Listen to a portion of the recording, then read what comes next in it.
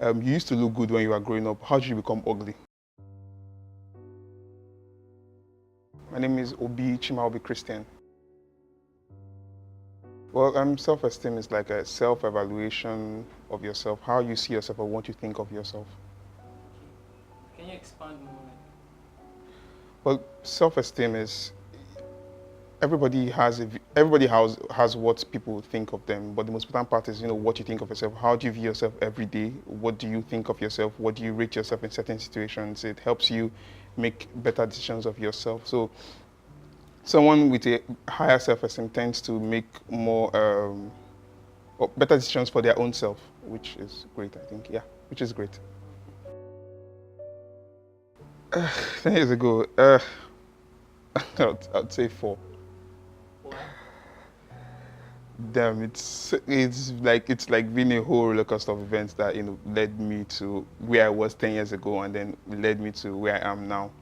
I one of the first issues I had growing up was growing up I thought I was fine. I thought I looked good. Then something happened someday. There was someone whom I really cared about told me. I think I still remember that statement. It was, you used to look good when you were growing up. How did you become ugly? And then I was like, wow. That's when I started having some sort of obsession with the mirrors. I started looking at myself very often before I go to school every day, you know, trying to find out what the person saw that I wasn't seeing. Then I became very self-conscious of myself, coupled with bullying in secondary school. There was an incident that happened when I was in SS1. We just resumed school then. Then I was very, very minute in secondary school. I was very small. I was like the shortest in class. So I usually sit in front. Then one day, one of the biggest guy in class, he was like probably like 4 years older than me, just came up one morning and said he wanted to sit at my seat. And I was like, no, you can't sit at my seat. And then 2 seconds later, I couldn't hear anything because he slapped me. And then I stopped. I looked around, nobody was doing anything. I mean, the bigger guys in class weren't doing anything for me. So I went upstairs to report to a teacher, my PhD teacher at the time. And then she followed me downstairs. I was expecting her to maybe, scold him, beat him, take him to the staff room or something. But then she asked me to slap him back, and I was like, how am I supposed to slap him back? I mean, I could slap him back, but then if I slap him back, who's going to be there next 10 times to tell me to tell me to slap him back again? And then I didn't, and she was like, okay, if I can't slap him back, then it means I'm fine with being slapped. And then she walked away. So I just sat on my seat, and then I didn't do anything. I guess everybody in class was looking at him funny, and then he just walked away. But then I figured out that it wasn't going to be, it was no longer a safe environment for me. That school was no longer a safe environment for me. So I started doing something. Instead of being bullied, I started to allow myself to bully, because it allowed me to take control of the situation. So I became that funny guy in class who, you could bully with words, or bully, some, not necessarily physically harm me, but you could bully to some extent, and then it'll be fine because I'll take a joke out of it. So it became fine that way until at some point it was taking over a lot of things in my life, because I started to allow life to bully me. Anything that was thrown by me, I was, I say, okay, I'll be fine, because I've always been fine. Then I started growing my hair because of the initial statement I spoke of earlier, because it helped take distraction away from my face. So at some point my hair was 6 feet standing, as in with a ruler, 6 inches. It could stand at all. So I became the guy with the hair. So no one spoke about my face anymore. No one spoke about my full lip anymore. It was the guy with Chris with the hair, Chimaobi with the hair. So it made it easier to get by a lot of stuff. Then things started changing, things started happening. I figured I would say a step backward almost every other time, because I was fine with stuff. Then lots of things that happened recently. I started to make decisions for myself, started to push for my dreams. I found out I didn't even take steps to do things I wanted to do for myself that I felt, I deserved to do at the time. So sometime I decided I was going to cut off my hair, like shave off everything bald.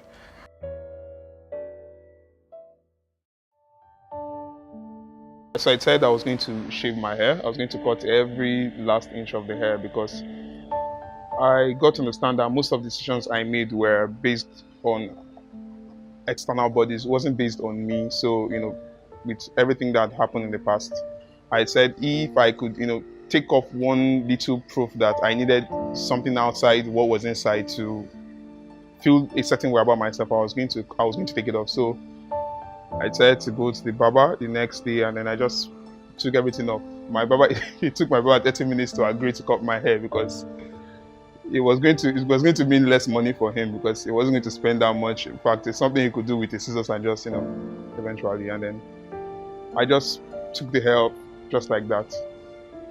And then something I didn't expect. One of the things I was scared of cutting the hair was what I was going to see in the mirror, how I was going to see myself. Was I going to think I looked fine without the hair or not? And gladly, I thought I looked great without the hair. And then I got to work that day, and then my boss, she passed me. And I greeted her, she just passed, and then she stopped and looked. And I was like, Chris, I was like, Ma, and she was like, okay, and it just kept going.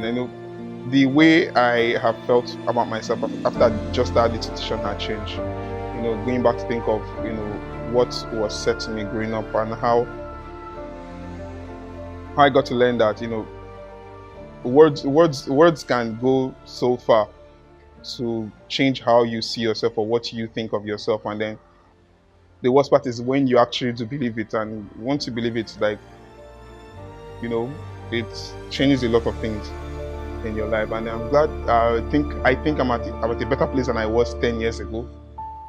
So if I was to rate myself again now, I would say 7, because I still think there's still room for improvement. But it's been a whole roller coaster coupled with depression and some level of anxiety and all that. It's having to use medications to deal with stuff and all. It's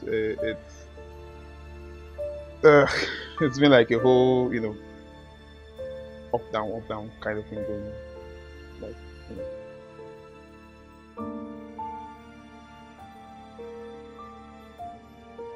But the thing is, growing up, social media wasn't actually a thing. Some of us are that old, so growing up, it wasn't a thing. But so I wouldn't say it affected me. At the time when I started using the internet, that was far back as 2003. Social media didn't have so much role to play. I mean, you just got internet, you were either in Yahoo Messenger public chat doing something silly or something. It didn't have an effect. But the thing is, the way social media actually did help is that getting to find out that you are not the only one going through what you're going through. That's one funny thing internet does. You post something and you find that people actually relate to what you're going through, and then sometimes you meet people who could help you go through that better, which also happened for me. So the way social media actually helped my situation is you get to meet people who are going through the same thing you are going through, and then they get to help you go through that together. And then it happened for me because I got to meet really amazing people in my life that if not for the internet or social media, I don't think I would have had them around me. Because the truth is, people I had around myself did not understand the effect of words to some extent. They didn't understand how real mental illness was, or self-esteem issues were, or these things were just everybody just wanted you to get it right. Anything you complain about, it was you're a man, get it right. And then it doesn't work that way. There are no switch buttons for these things. I mean, if there were, nobody would want to feel the certain way they feel about themselves. So social media, I would say social media helped me.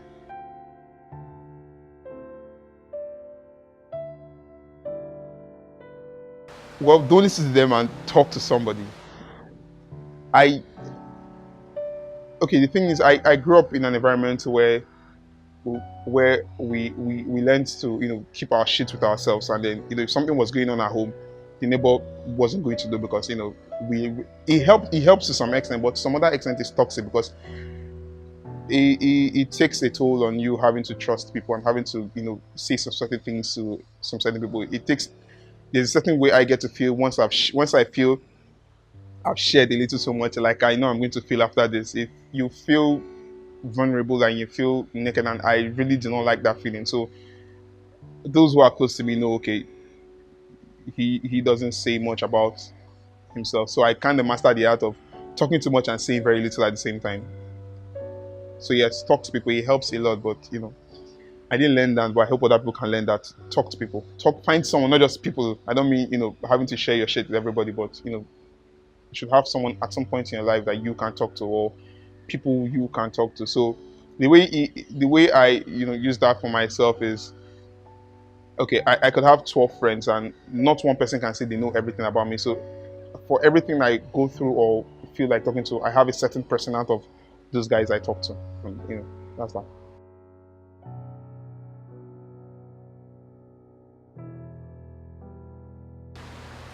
Okay, that's very hard because it's not exactly my field, but they both end up intertwining at some point in time, and then one exists with the other.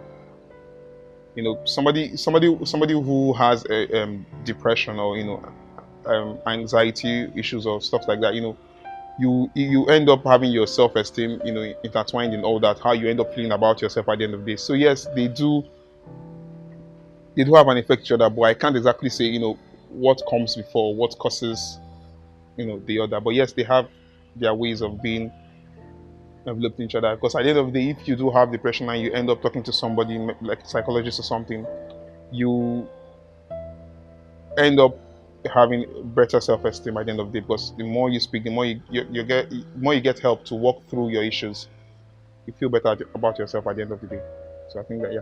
So that's the way I see it. My name is Obi Chimaobi Christian, and I make mad sense. Yeah, that's my. Thank you so much. All right.